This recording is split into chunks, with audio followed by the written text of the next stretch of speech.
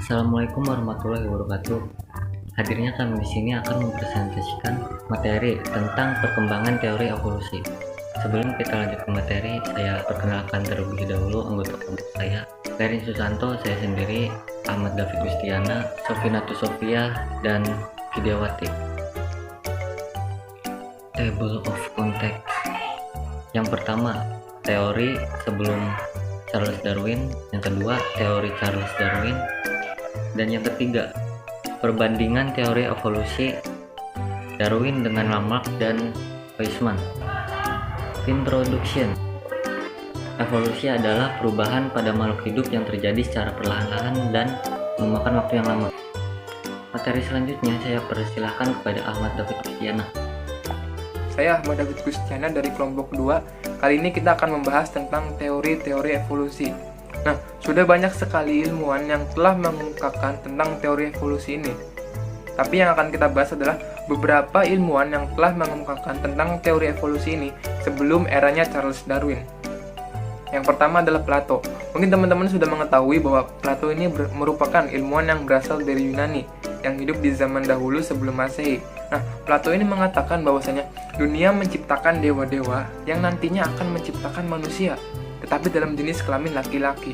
Lalu bagaimana dengan hewan, tumbuhan, dan wanita? Nah, hewan, tumbuhan, dan wanita ini berasal dari perubahan wujud atau reinkarnasi jiwa laki-laki. Gitu. Selanjutnya ada dari Aristoteles. Nah, Aristoteles mengatakan bahwasanya organisme atau makhluk hidup yang sudah ada ini belum mencapai titik sempurna. Nah, mereka harus melakukan perubahan menuju kesempurnaan. Seperti itu. Berikutnya adalah Copernicus dan Galileo. Nah, dari sini muncul juga teori yang dinamakan dengan teori heliosentris. Nah, teori heliosentris ini yang mengatakan bahwasannya matahari merupakan pusat yang dikelilingi oleh bumi dan planet-planet lainnya. Dari situ juga bisa menciptakan kehidupan yang nantinya akan diatur oleh hukum-hukum alam. Berikutnya adalah Erasmus Darwin. Erasmus Darwin ini merupakan kakek dari Charles Darwin. Menurutnya, bahwasannya kehidupan di bumi ini berasal dari asal-usul yang sama, yang nantinya respon fungsionalnya akan diwariskan kepada keturunannya, seperti itu. Dan juga Erasmus Darwin mengatakan bahwasanya hewan-hewan yang ada berasal dari hewan-hewan lainnya. Begitu. Yang terakhir adalah George Cuvier. Nah, George Cuvier ini mengatakan bahwasanya spesies-spesies yang sudah punah nantinya akan digantikan oleh spesies-spesies lainnya yang baru. Seperti itu. Mungkin cukup sekian materinya. Lebih dalamnya nanti akan dilanjutkan oleh rekan saya. Terima kasih. Wassalamualaikum warahmatullahi wabarakatuh. Hai, saya Vidyawati. Di sini saya akan menjelaskan tentang teori evolusi Darwin. Jeng jeng jeng. Yaps, bintang utama pada bab kita kali ini. Siapa sih gitu loh yang nggak kenal seorang Darwin, bapak evolusi? Masa nggak tahu? Kenal pasti. Tapi sebelum itu, gue bakal jelasin sedikit tentang perjalanan Darwin dalam penemuan teori evolusinya. Apa kan? Oke. Jadi gini ceritanya. Pada tahun 1836, Darwin ditunjuk jadi seorang naturalis untuk perjalanan pembuatan peta navigasi laut punyanya Angkatan Laut Inggris. Berlayarlah mereka menggunakan kapal HMS Beagle, itu tuh kapal Inggris tuh, dari Amerika Selatan ke utara. Nah, selama di perjalanan itu, si Darwin mengamati dan mempelajari tumbuhan, hewan, dan bentuk-bentuk geologi dari setiap wilayah-wilayah yang dilewatinya. Pada saat singgah di Kepulauan Galapagos, si Darwin jadi bingung. Loh, kenapa bingung? Jadi, di pulau itu tuh ada yang aneh. Apa tuh? Karena kebanyakan spesies-spesies hewan dan tumbuhannya itu nggak ditemuin di tempat lain, cuman ada di situ doang gitu. Walaupun memiliki kesamaan ciri-ciri dengan yang ada di Amerika Selatan. Nah, si Darwin pun menduga bahwasanya sebenarnya nih hewan-hewan dan tumbuhan yang ada di pulau itu berasal dari Amerika Selatan. Terus kemudian mengalami perubahan karena untuk beradaptasi dengan lingkungan yang baru dan kemudian berkembang biak. Salah satu contohnya yaitu burung finch.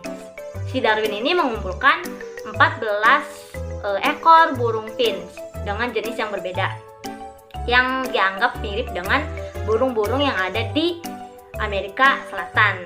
Nah, tapi beda. Dia tuh bentuk paruhnya tuh beda-beda sesuai dengan jenis makanannya. Nah, kemudian si Darwin menyimpulkan bahwasannya burung-burung yang ada di Kepulauan Galapagos, maksudnya burung finch, itu berasal dari Amerika Selatan. Cuman mereka karena satu hal gitu, entah iklim atau apapun itu, mereka itu bermigrasi ke Galapagos, kemudian menyebar ke setiap wilayah-wilayah di Galapagos. Kemudian terjadi isolasi geografi. Alam menyeleksi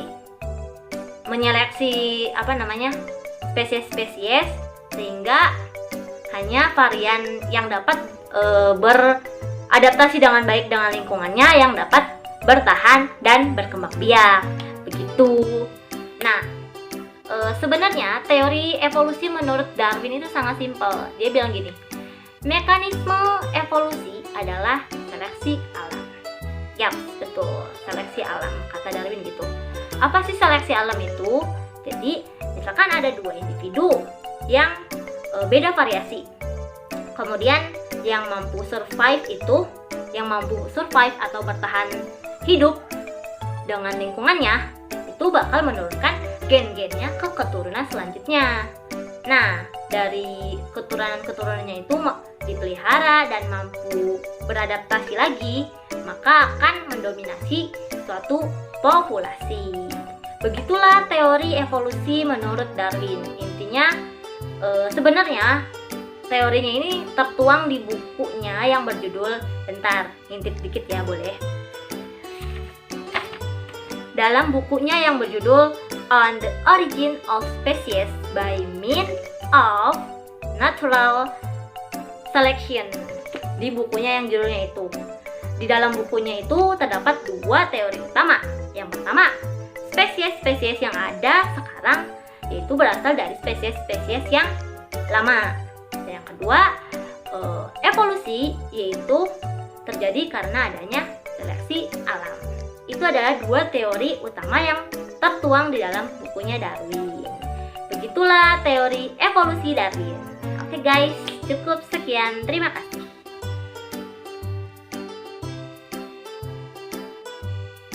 Perkenalkan, nama saya Sofinatus Sofia, nomor absen 33. Saya akan menjelaskan perbandingan teori evolusi dari Darwin, Lamarck, dan juga Weismann. Yang pertama menurut Darwin. Menurutnya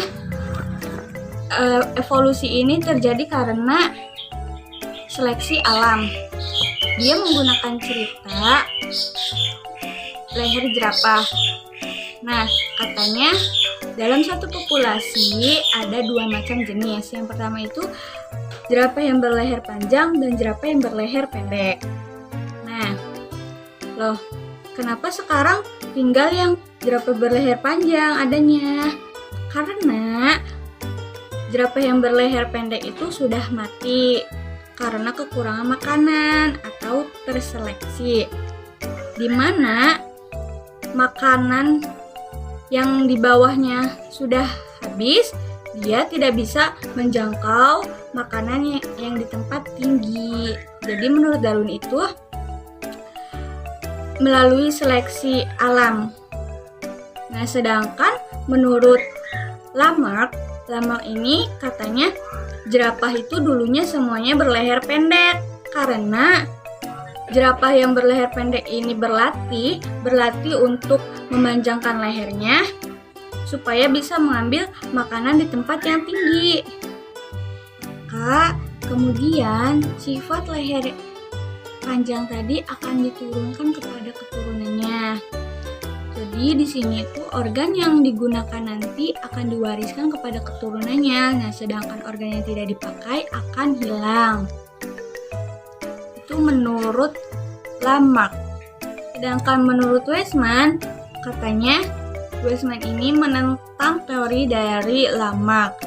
Nah, dia itu melakukan penelitian terhadap ekor tikus dengan cara memotong ekornya, lalu kemudian dia kawinkan. Nah, kalau ternyata keturunannya kalau memang tadinya ekornya panjang, maka anaknya ekornya juga panjang.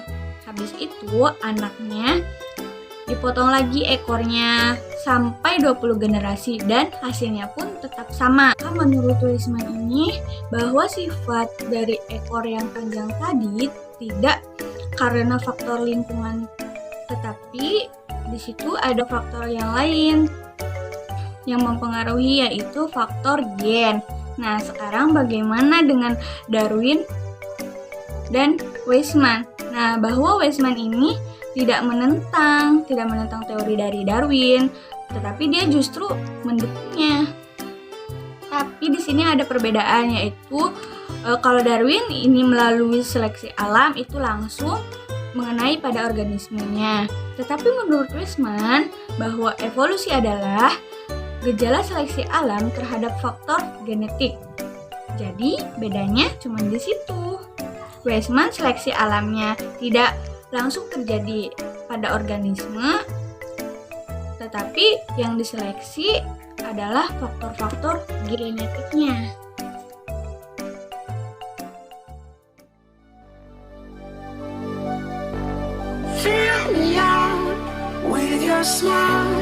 Oke, itu saja yang dapat kita sampaikan dalam presentasi kali ini. Mohon maaf bila ada salah kata. Terima kasih juga untuk teman-teman yang nonton sampai habis. Kami pamit undur diri. Wassalamualaikum warahmatullahi wabarakatuh.